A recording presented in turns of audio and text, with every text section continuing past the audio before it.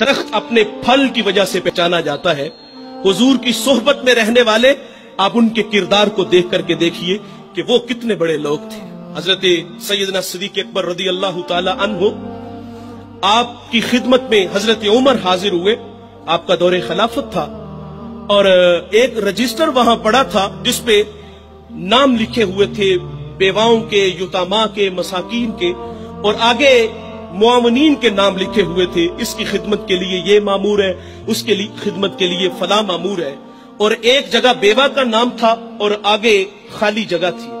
حضرت عمر رضی اللہ تعالیٰ عنہ فرماتے ہیں میں نے وہاں اپنا نام لکھ دیا کہ اس بیوہ کی خدمت میرے ذمے۔ حضرت عمر اس کے گھر میں گئے، دستک دی تو کہا خاتون بہن میں حاضر ہوں، جو میرے لائق حکم ہے وہ فرماؤ۔ کہا کوئی شخص آتا ہے وہ سارے کام کر کے چلا جاتا ہے۔ حضرت عمر فرماتے میں دوبارہ پھر حاضر ہوا، تھوڑا سا جلدی چلا گیا۔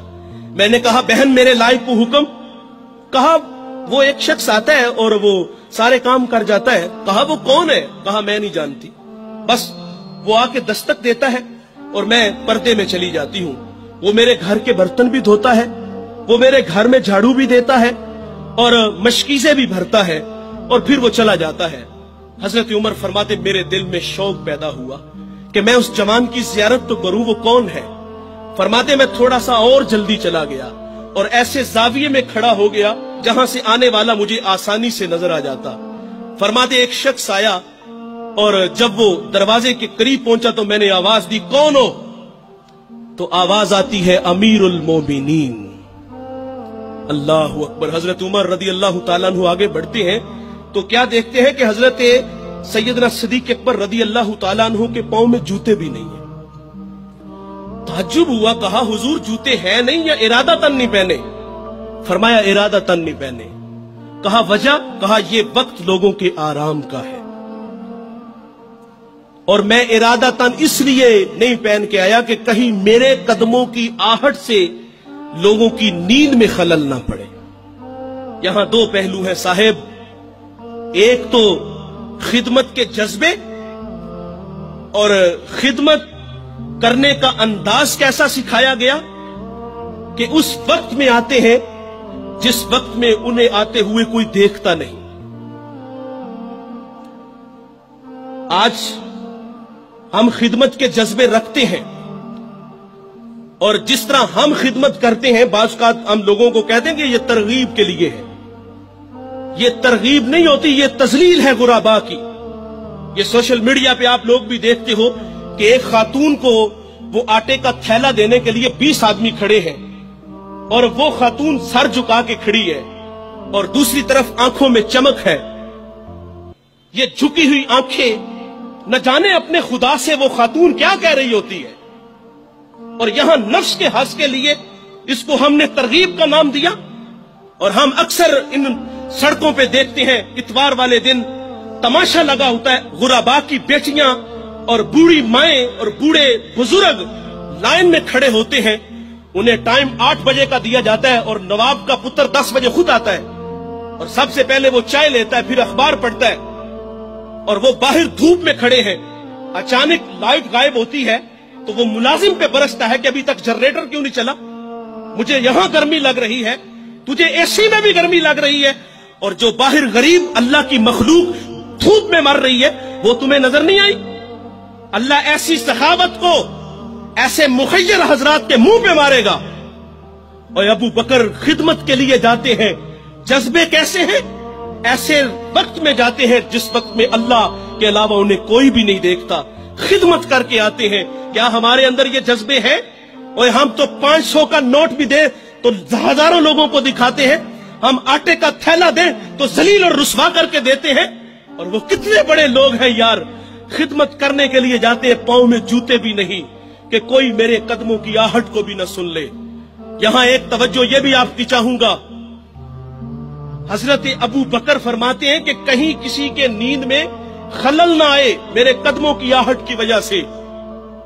آج ہمسائے ہماری شرارتوں سے محفوظ نہیں، ہم نے ڈیک آن کیا، ہمسایہ صرف بیچارہ اتنا ہی کہتا ہے یار تھوڑی سی آواز آہستہ کر لو، وہ کہتا تمہیں کیا تکلیف ہے، میرے گھر میں چل رہا ہے، تمہیں کیا تکلیف ہے؟ یہ ہمارے یہ رویے ہیں صاحب، اور وہ کتنے بڑے لوگ ہیں چھپ کے خدمت کرتے ہیں صرف اللہ کی رضا کے لیے۔ اور پھر جب حضرت سیدنا صدیق اکبر رضی اللہ تعالیٰ عنہ دنیا سے چلے گئے تو حضرت عمر جو 23 لاکھ مربع میل کا حاکم ہے، پھر وہ ڈیوٹی خود لیتے ہیں، خود اس کے گھر کے برتن دھوتے ہیں، اس کے گھر میں جھاڑو دیتے ہیں اور خود مشکیزیں بھر کے آتے ہیں۔ اللہ نے آپ کو اگر خدمت کا جذبہ دیا ہے، آپ خدمت کرنا چاہتے ہیں تو اس انداز سے کرو کہ دائیں سے دو بائیں کو خبر نہ ہو۔ تو یہ اخلاق ہے صاحب، اپنے اندر یہ اخلاق اپناؤ، اس کا صلہ ہے، ورنہ لاکھوں کروڑوں کی سخاوت خدا منہ پہ دے مارے گا۔ تو ایک زمانہ ہمارے اوپر ایسا گزرا ہے کہ لوگ ایک دوسرے کا احساس کرتے تھے۔ یہ بغداد کی کہانی ہے، ایک شخص صرف یہ دیکھنے کے لیے آتا ہے کہ یہ لوگ عزت کیوں اتنی زیادہ پا گئے ہیں۔ اس نے ایک ہوٹل سے کھانا کھایا، وہ مسلمان نہیں تھا، اور سامنے ٹیبل پہ ایک جوان بیٹھا تھا، وہ مسلمان ہے۔ اس نے محسوس کیا کہ اس کا تعلق ہمارے شہر سے نہیں ہے۔ خیر کاؤنٹر پہ جا کے اس کا بل دیا، اور اس صاحب نے کھانا کھایا، بل دینے کے لیے کاؤنٹر پہ گیا تو کہا آپ کا بل ادا ہو گیا ہے۔ کہا یہاں تو مجھے کوئی جانتا نہیں، میں اجنبی ہوں۔ کہا ایسے ہی ہے، ایک مسلمان تھا اور اس نے آپ کا بل دیا اور چلا گیا۔ رکا اس لیے نہیں کہ آپ شکریہ کے لیے آگے بڑھیں گے، تو اس نے یہ بھی اپنے لیے مناسب نہیں سمجھا کہیں یہ نفس کی غذا نہ بن جائے۔ وہ اس بات سے متاثر ہوا، پھر ایک دکان پہ گیا، اسے کوئی چیز چاہیے تھی۔ جب دکان پہ گیا تو اس نے کہا یہ چیز مجھے چاہیے، قیمت طے ہوئی تو دکاندار پتہ کیا کہتا ہے؟